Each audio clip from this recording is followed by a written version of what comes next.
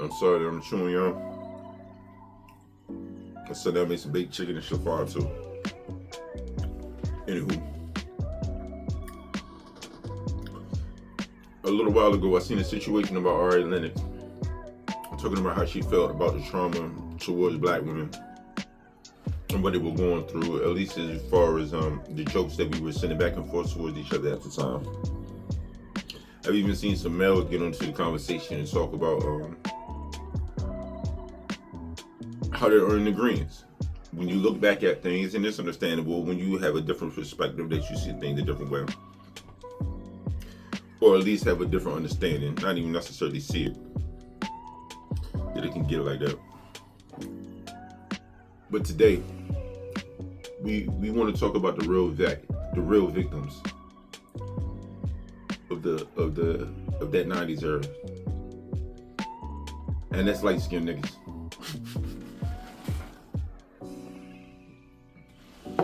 It really did turn into an era, yo, where light skinned niggas was a straight joke, yo. Listen, I could name a rack of videos where though, yo, there's something going on in the video and they need the corny nigga like in the video to be extra, you know what I mean? I feel like the dude in Imaginary Players, you know what I mean? Even though he's probably like Dominican or something, you had him. You had this dude that was in this clip that I showed that was like in the Jamie Foxx show. I remember the song he did. He did like a spoof song on the Jamie Foxx song on the Jamie Foxx show that was like funny. But once again, like the light skinned niggas, yo, they were the real victims, yo. Or How to Be a Player. How to Be a Player, the light skinned brother from How to Be a Player, yo. Even in that movie, they were shooting what he told him, yo. When he told him light skinned niggas ain't been in since Michael Jackson or something like that. So it's Wesley Snipes or some shit. Like it was some shit, yo.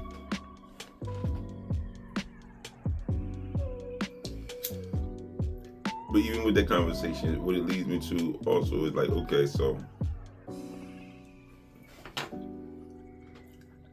there are certain actors that we all can agree on, y'all.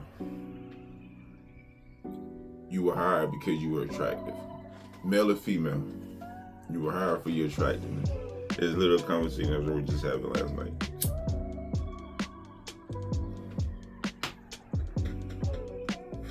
There's male or female artists, actors where though you were, and at the time, especially when you're going through the 90s, you don't necessarily notice it because you're not just looking at the acting like that. But it was certain ones, like, especially even like, all right, it's like, I would use as an example, like Bill Burr. When you see Bill Burr in a movie, like, most of the time, like, he would be like an Irish cop, or like, you know what I mean? He's gonna be an angry guy, like,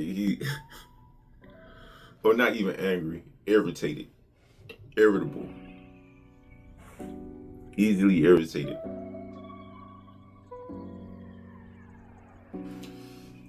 Morris Chestnut in the movie in the 90s. You knew who Morris Chestnut was going to be in real life. Let's be real with each other, yo. I'm not even speaking about acting at this point, but I'm saying if you see Morris Chestnut in the movie, if you seen Gabrielle Union in the movie,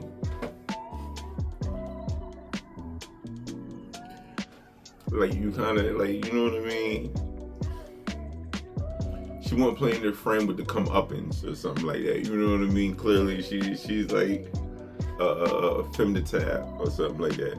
Like even when she was in the joint with DMX, Jet Li, you got lines. Yeah, another one that did it to me was the Fifth Element, the white joint from Fifth Element. So you see the movie, like, man, it's a good movie. It's a good movie because it's continuous. It moves.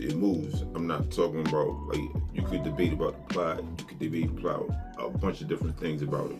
But I'm saying, as far as it moving, it's a movie that moves, yo, where you don't never feel like you're just sitting too long watching it or even listening to it. But old girl, like to hear, like, okay, yeah, she was fucking with the director or some shit like that. And then you start looking at the rest of the movies, you like, all right, real life, you want to act in this motherfucker. Like, you get this, like, as fucked up as it is, like, I was telling my people, I'm like, yo, I see how, like, I could relate it to myself, how I'd be in a situation where you hear people talking about how Hollywood is fucked up and how you have to, like,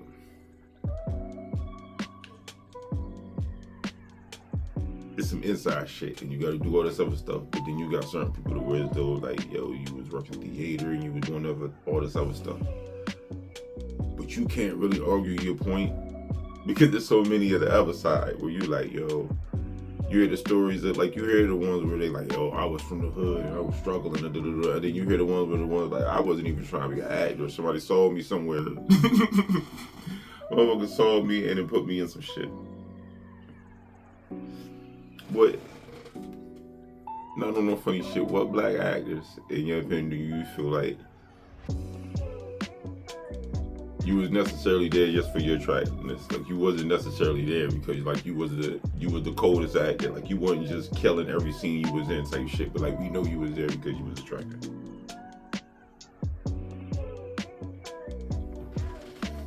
I wanna know what y'all really think, cause I know I got a few. My people threw it out there, yo. Stacey Dash is one for sure. Whereas though I could honestly look back at this movie that I feel like she was in. It was like, all right, she was in this shit because she was hot for her. This is the only reason why she would be in here. Like, she didn't just deliver the lines or no something. And it honestly made me start thinking that way because no sooner than I was saying about the Euro and Fifth Element, so it made me look at Bruce Willis and be like, all right, is this nigga really acting in this shit? And then you do kind of get to see it. You start looking at it, even with Chris Tucker in the joint, you get to start seeing the differences, and you're like your facial expressions and energy and all that shit. You like when Bruce Willis is talking to Ruby Ride in the hallway for real, and you'll go to choke him up, like Ruby Ride talking to him, or Chris Tucker, he talking to him, and Bruce just giving that look like, yo, what the fuck are you doing? Like, it was just a look, just a quick, and the camera shot to him. You like, yeah, that's like your real life energy. Like, nigga, you got a foam tube on your head right now. Who are you talking to like this?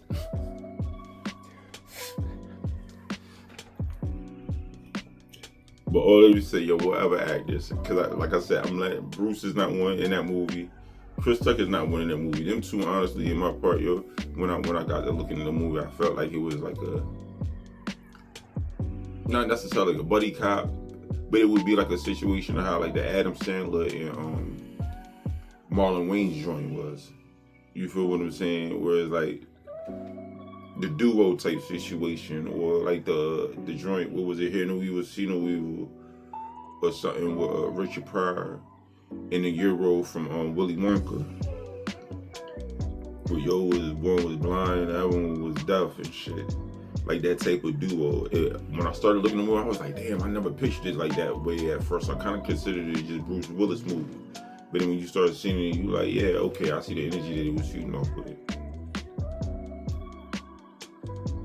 Alright, before I get too deep in my rant, yo, that's what I was just thinking today, for real. Or just wondering about, like, yo, what, in the black community, or in general, what actors do you feel like were just there for their looks, or were just there because they was attractive and not necessarily because of their skills or something like that, man? That's it. We'll be back soon.